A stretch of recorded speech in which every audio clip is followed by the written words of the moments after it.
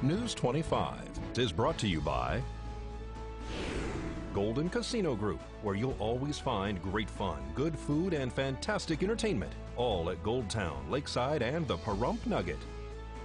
News is also brought to you by J.K. Nelson Law. Call 727-990 today for your free consultation. If you need a lawyer, you need Nelson.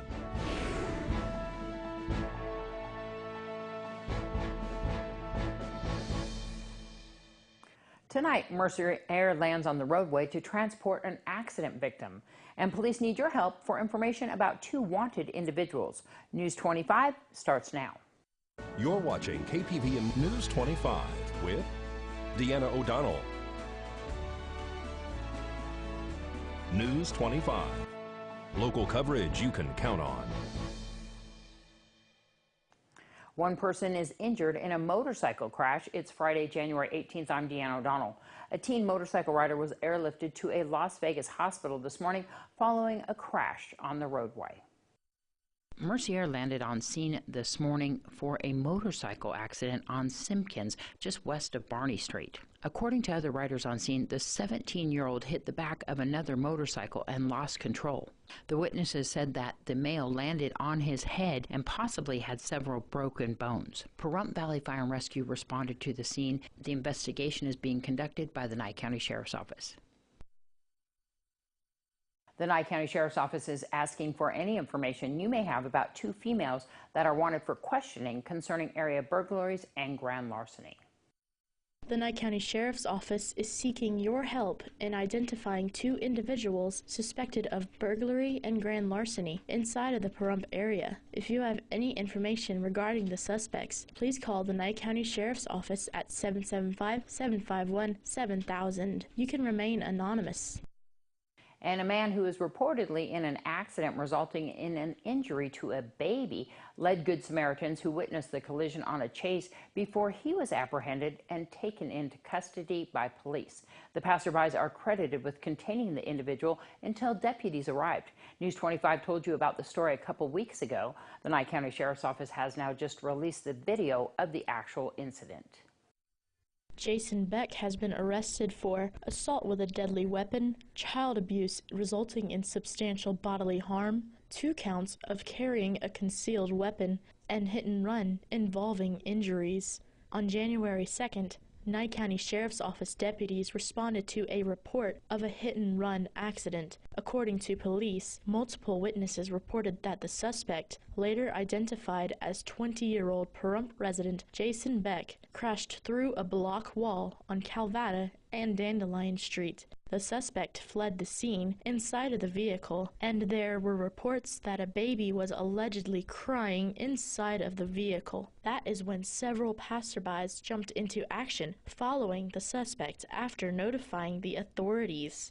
They told police that Beck was heading into oncoming traffic with a blown tire and then attempted to flee on foot near Comstock, allegedly holding an infant car seat in one hand and a pistol in the other. The pistol was located in the middle of the desert, and Beck was detained by several citizens until police arrived on scene. Deputies took Jason Beck into custody and located a second pistol inside a pocket in his pants. The infant was transported to Desert View Hospital for treatment of its injuries. This is Peyton Kingston reporting for News 25.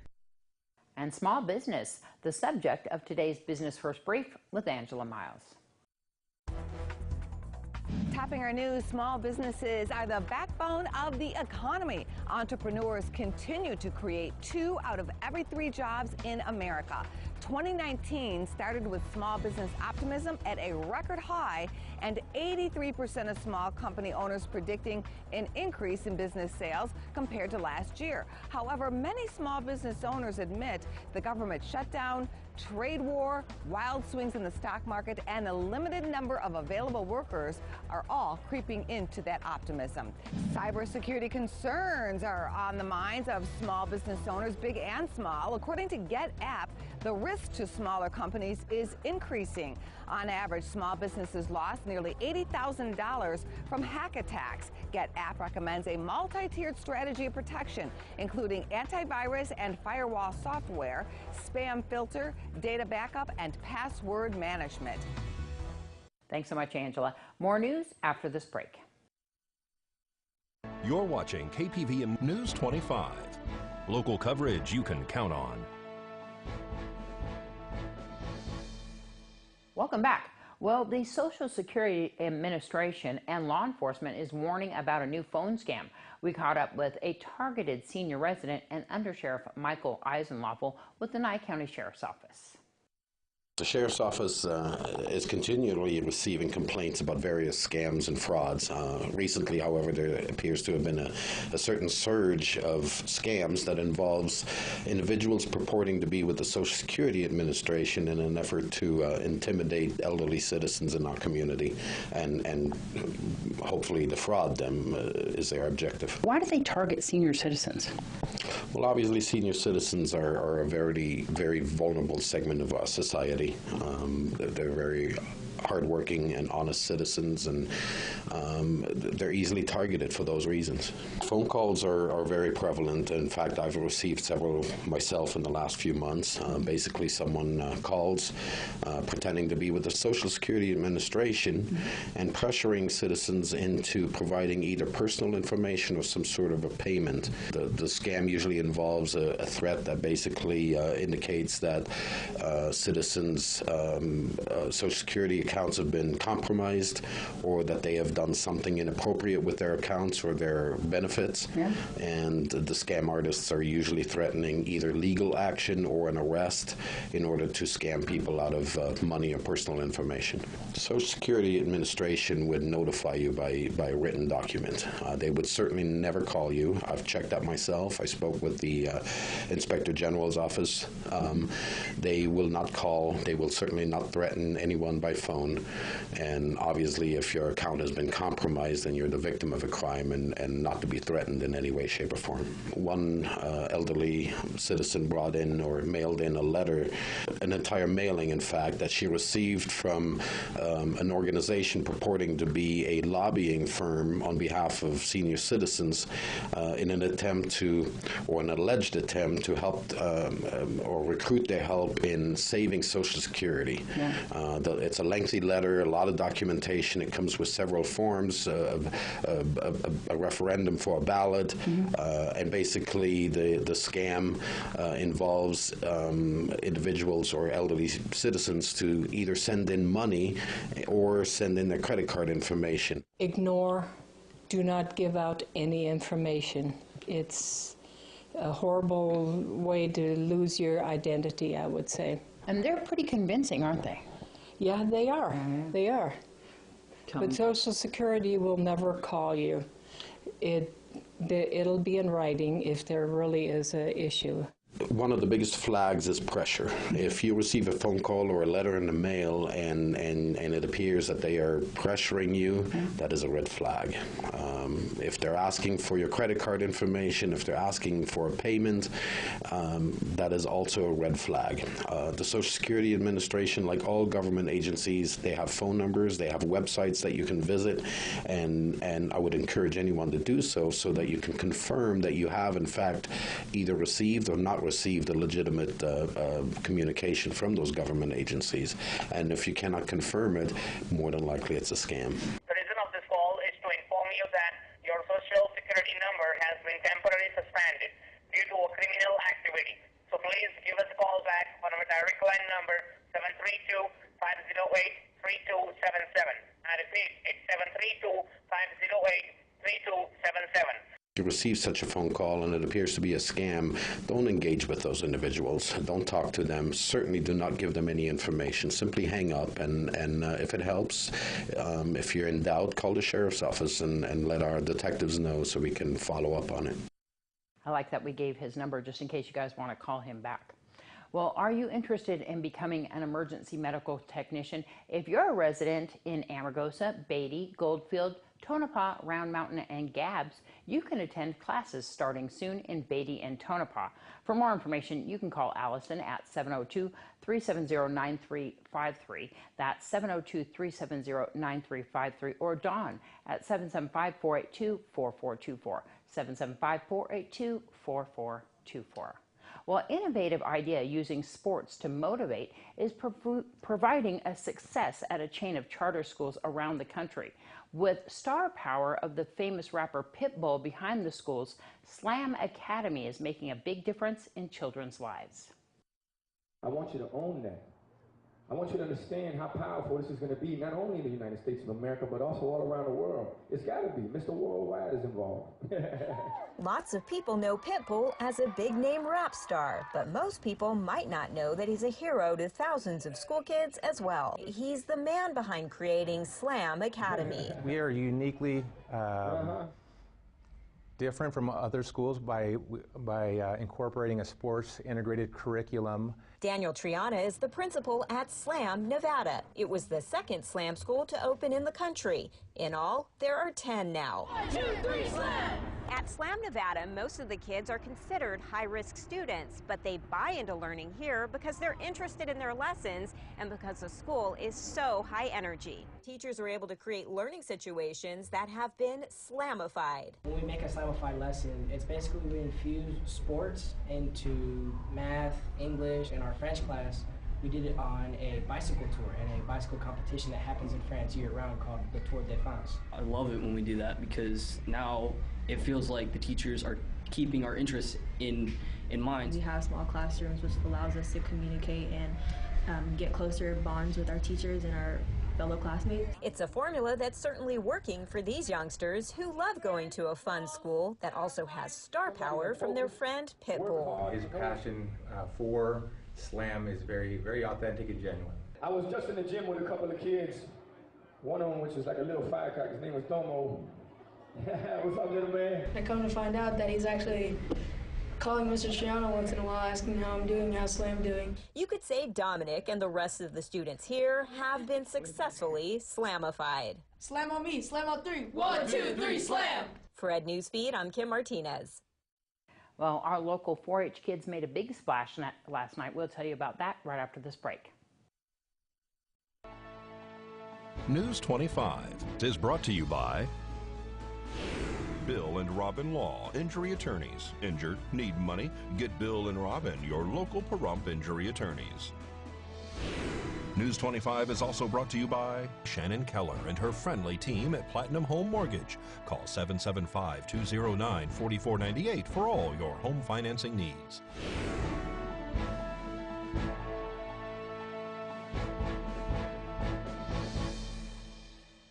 Well, it was standing room only last night at the Valley Conference Center for the annual 4-H Robotics Gala. So this is our second annual Robotics Gala. Last year we had 2 teams. This year I think we have 14 teams represented. 8 or 9 elementary school, 3 high school, and 1 middle school team. This is our biggest fundraiser of the year. We have amazing prizes for the silent auction and the raffle. Golden Knights tickets, we have racetrack rounds, some beautiful woodwork and art from local artists, just amazing stuff. So the first Lego League Junior team, the elementary kids, they start with just the Legos and they're on the tables. They have a very kind of simple robot that can move backwards, forwards, and they based it around a problem. For them, it was they had to figure out how to live on the moon. The middle school first Lego League teams, now they're on an elevated table and they have multiple complex problems that they have to do with a much more advanced robot that they have to design themselves. And then you have the high school level team. Now these guys don't get any kind of instruction. They're not using Lego anymore. They're using basic metal parts. We have 3D printed parts this year, metal fabrication from Patterson Fabrication on some of these robots. So really amazing things. All 3 levels though have to use some sort of programming. Really, really cool stuff. It just builds on each other. This year though, 8 of our elementary school are actually from the SAFE Elementary program. That's under the Nye Communities Coalition, and it's partnered with the Nye County School District. We have 1 Pahrump Valley High School team represented here. That's the high school circuit breakers. Our FLL middle school team is a 4-H team this year, first time that we've had FLL. And we have the original Awkward Silence 4-H high school team. But this year we added the Valkyries all-girls team, and the middle school team has 1 more competition, and our high school teams, they haven't even done their regionals yet. So in a couple of weeks here, they're doing their regional championships. So from there, they go to state, and then after that, who knows? If they make it high enough, they might go to nationals in Houston. One of our big goals is to get the next level, the highest level. That's FIRST robotics competition. These robots, I could sit on them and drive around. The only problem is it's a very expensive venture, $20,000, $30,000 a year to do one team. So really, we're still looking for big sponsors and stuff like that. Donations are always welcome. They can contact either Stormy Ingersoll at the Southern County 4-H. They can contact me. We have an email, parumpfirst@gmail.com. Pretty easy. Everything's spelled like normal, and that's probably the easiest way. That was so much fun. Well, let's join Maria Guerra with this week's entertainment news. Chris Hansen, the former host of To Catch a Predator, is reportedly getting evicted from his New York City apartment and was arrested for larceny. The 59-year-old Hansen has allegedly failed to pay rent on his Manhattan home. The owner of the property filed paperwork to have Hansen evicted, claiming Hansen owes $400 for August, as well as an additional $3,600 for September. Last week, a judge gave Hansen 10 days to vacate. Earlier this week, Hansen was charged with issuing bad checks and failing to pay thousands of dollars to a vendor for marketing materials. Hansen turned himself into police on Monday over the $13,000 in bounced checks. He was released without bond and signed a promise to appear in court. The complaint says that he reportedly purchased 355 mugs, 655 vinyl decals, 288 t-shirts from a small business. The TV show host reportedly sent emails to the business owners asking for an extended period of time to pay, and even said he would sell his personal property to make the payment, but the second check then bounced. Hansen came to notoriety after hosting the MSNBC reality show To Catch a Predator, in which he exposed predators who believed they were speaking to underage children. Paul McCartney is heading to Las Vegas this summer. The former Beatle will bring his new tour, Freshen Up, to T-Mobile Arena on Saturday, June 29th. Tickets for the concert will go on sale to the public starting Tuesday, January 22nd at 10 a.m. The Freshen Up tour will feature music from the full span of McCartney's career. Ariana Grande's new tour has added a stop in Las Vegas this spring. Grande's The Sweetener Tour, World Tour will stop at T-Mobile Arena on Saturday, May 11th. Tickets for the new date will go on sale to the general public starting 10 a.m. today. Country music queen Loretta Lynn has big plans for her 87th birthday this April in the form of an all-star tribute concert featuring Jack White, Garth Brooks, George Strait, and many more. The coal miner's daughter singer-songwriter said the April 1st show will be held in Nashville, Tennessee at the Bridgestone Arena. She released her album, Wouldn't It Be Great, last year, but hasn't been performing publicly since she had a stroke in 2017 and missed being honored at the CMT Artist of the Year show last October due to an illness. Chris Pratt and Katherine Schwarzenegger are headed to the altar. Pratt and Schwarzenegger have been quietly dating for several months, just recently made their first appearance on social media as a couple. Schwarzenegger is the daughter of Arnold Schwarzenegger and Maria Shriver. Pratt and his ex-wife, actress Anna Faris, announced their separation in 2017 after 8 years of marriage. KPVM TV is proud to introduce Movie Nights coming this weekend. The movies are played with limited commercial interruptions designed to give viewers a short intermission. This Sunday, we feature The Mask of Zorro beginning at 6:30 p.m. and The Legend of Zorro at 9:30 p.m. Both will be aired with limited commercial interruptions. Reporting for News 25, I'm Maria Guerra, and this is your entertainment this week. Thanks, Maria, so much. Well, let's take a look outside and see what our weather cam has to show us. We'll have weather with Michael Donahue right after this break.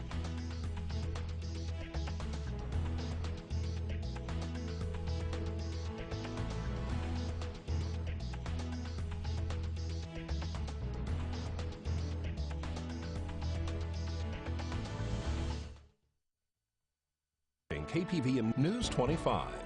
Local coverage you can count on. Hello and welcome back to News 25. I'm Michael Donahue with today's highs. In Pahrump, 62 degrees, 61 in Amargosa, 71 in Death Valley, 57 in Beatty in Fallon, 46 in Goldfield and Fernley, and 45 in Tonopah. For tonight, 38 degrees in Pahrump and Amargosa, 47 in Death Valley, 34 in Beatty, 27 in Goldfield and Tonopah, and 31 and 33 in Fallon and Fernley. Tonight in Pahrump, mostly clear skies, a low of 38 degrees, our average is 32. Sunset at 4:55 p.m. Winds out of the northeast at 6 miles per hour with gusts up to 8 and 64% humidity. For tomorrow, we got some cloudy skies hanging out, a high of 62, a low of 41. Sunrise at 6:52 a.m. Winds out of the north-northwest at 5 miles per hour with gusts up to 8 and our humidity at 47%. Looking ahead to our 7-day, we're pretty much done with all the rain we've been having, but we still have some lingering clouds. They'll be hanging out till about next Monday. And on Tuesday, those sunny skies are set to return once again. For our temperatures, our high temperatures on Saturday and Sunday just going to be 62 and 63 degrees. Monday through next Wednesday, we're going to drop down to about the mid-50s, about 54 to 58 degrees. And Thursday and Friday, we're going to climb back up into those low 60s. For overnights on Saturday and Sunday, we're both going to be at 41 degrees. And then we're going to start off Monday by dipping down into about those mid to high 30s, just between 33 and 39 degrees for the rest of the week. So with that, we can throw it back to the desk with Deanna. Thanks so much, Michael. I want to say happy birthday to my nephew, Brandon, and we hope everybody has a great weekend. Of course, Monday is Martin Luther King Day, so we'll see you back here then. I'm Deanna O'Donnell from all of us here at KPVM TV and Ace Country Radio. Have a great weekend. Good night.